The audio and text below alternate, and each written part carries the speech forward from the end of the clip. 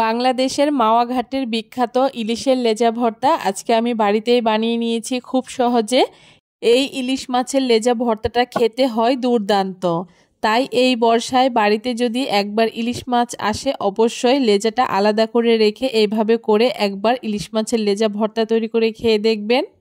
নমস্কার বন্ধুরা, মন কিচেন আপনাদের সবাইকে স্বাগত। আশা করি আপনারা সবাই খুব ভালো আছেন।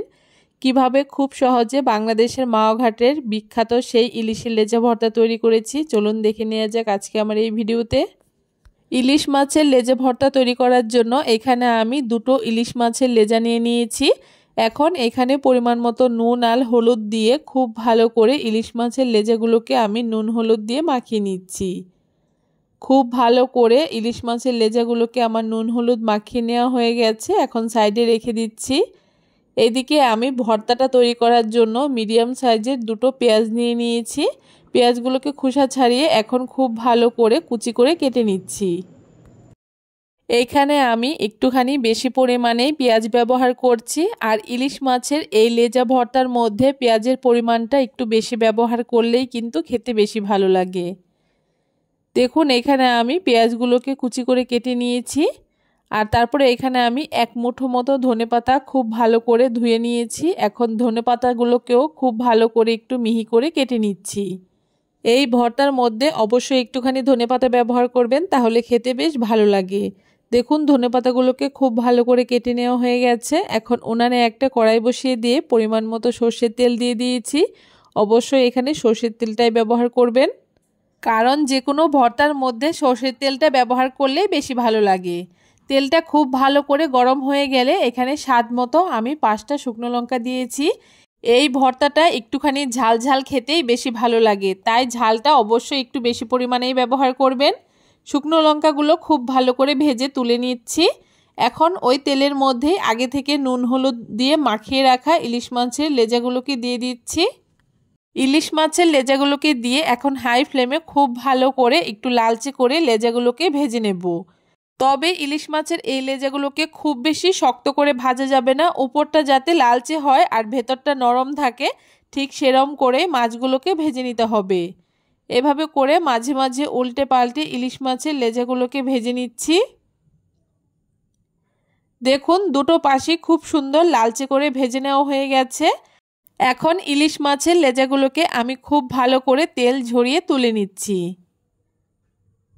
দেখুন মাছগুলো ভেজে আমার তুলে নেওয়া হয়ে গেছে। এখন একটা থালার মধ্যে মাছের লেজাগুলোকে নিয়ে এখন মাছগুলোকে ঠিক এইরকম করে একটুখানি থেতো করে নিচ্ছি। খুব ভালো করে মাছগুলোকে একটুখানি থেতো করে নিতে হবে, আর তাহলেই কিন্তু কাঁটাগুলো খুব সুন্দর বোঝা যাবে, কাঁটাগুলো বাছতে সুবিধে হবে। ইলিশ মাছের এই লেজা ভর্তাটা খেতে তো দারুণ লাগে, কিন্তু এই ইলিশ মাছের লেজের যে কাঁটাগুলো এই কাঁটাগুলো বাছতেই একটু ঝামেলা। তবে লেজাগুলো যদি এইভাবে করে একটুখানি থেতো করে নেওয়া হয় তাহলে কিন্তু কাঁটাটা বাছতে অতটা অসুবিধা হয় না। এখন এইভাবে করে খুব ভালো করে আমি মাছের কাঁটাগুলোকে বেছে নেব। তবে খুব বেশি মিহি যে কাঁটাগুলো আছে সেগুলো না বাছলেও হবে, একটুখানি বড় সাইজের কাঁটাগুলো বেছে নিলেই হবে। এইভাবে করে ধীরে ধীরে একটু সময় নিয়ে আমি মাছের কাঁটাগুলোকে বেছে নিচ্ছি।